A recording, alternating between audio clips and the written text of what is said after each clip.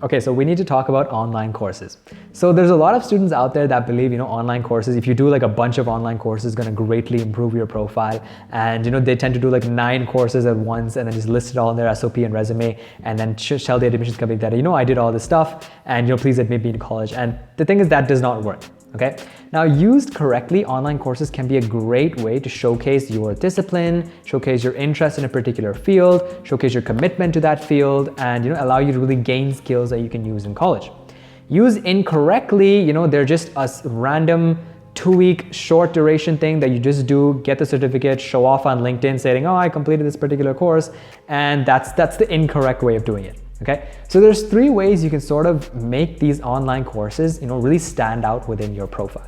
Okay, the first way is to make sure that it sort of fits in within your journey.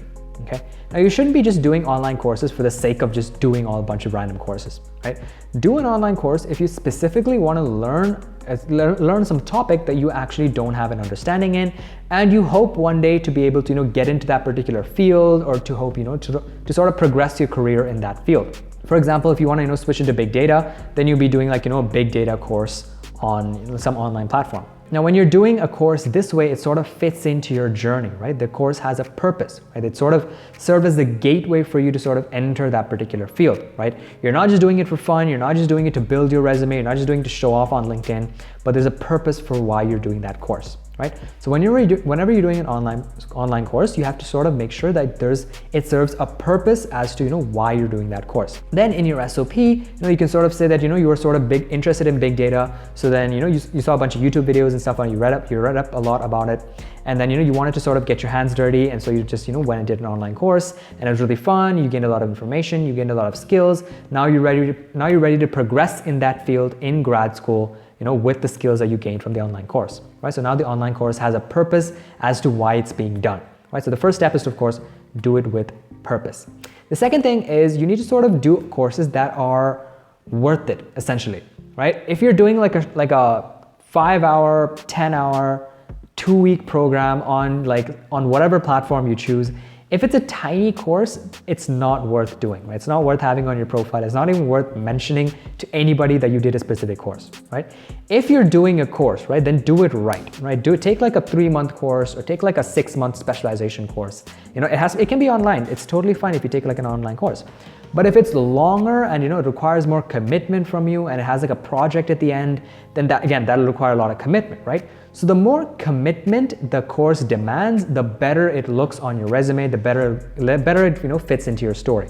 So again, in that same big data example, like if you were to do like a 2-week big data course, and then you sort of write in your SOP that you did a big data course for 2 weeks and now you're ready to progress into a career in big data, it doesn't look that good. Whereas if you did like a 2-week introductory course and you saw this was really cool, and then you wanted to specialize in even further, so you took like a 3-month extended course on big data again, and then you can put in your SOP that, I started this 2-week thing, it was really interesting, so I wanted to, progress further. I took a 3-month thing, this is awesome, now I want a career in this, right? So again, the more commitment that the course requires, the better it's gonna look on your profile, the better it's gonna fit into your journey, right?